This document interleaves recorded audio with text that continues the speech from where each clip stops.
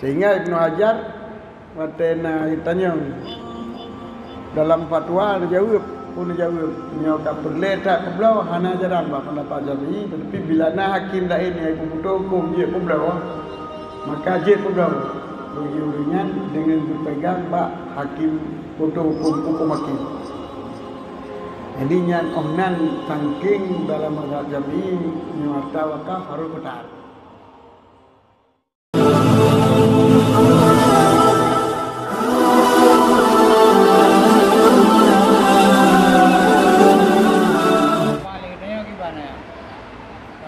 Bau maka kemudian dia kamu berlekok apa kata wakai dia wakai dia nampak ni yang taban lagi tak bergaduh manfaat kau wajib bayar kan banyak tak cukup masjid je kan Jiban sablo bakunya karena kamarnya hanya berbelau selama naik tu hanya berbelau je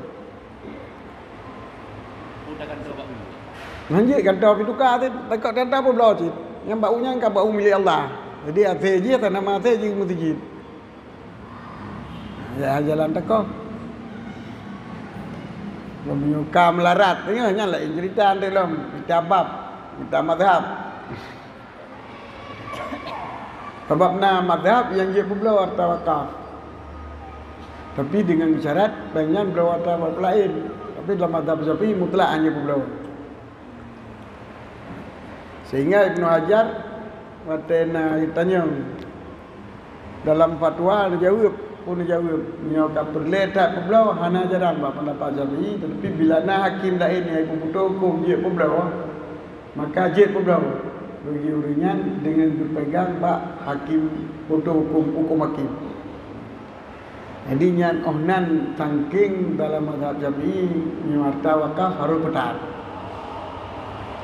bahan masjid ya kabro nanti pakai li lah anak Menyo bahan masjid hanjit pula min aslih yang sah nak khilaf sebab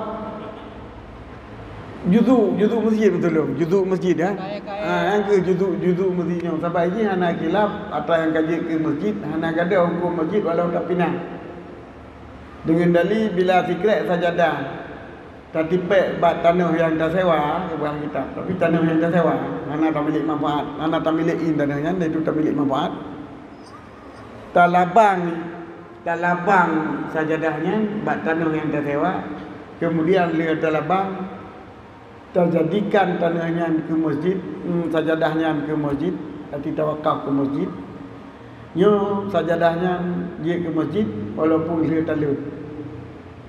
talut daripada tanahnya hanjit lantaran pekan lantaran walau kamu kumat tanah dengan sajadah tapi tanah hana milik dia dapat milik tanah ada wakaf nyo sajadahnya kamu mat tanahnya long wakaf nyan yang mengkumat dengan wakaf adalah hukum jibat tak milik tanah itu saja bab mibat tanah hana milik tanah gelar hukum wakaf tanah sehingga wadah talut sajadah daripada tanah pada taluk sajadah daripada tanah tinggallah wakaf atas jadah hanya milik libat tanah.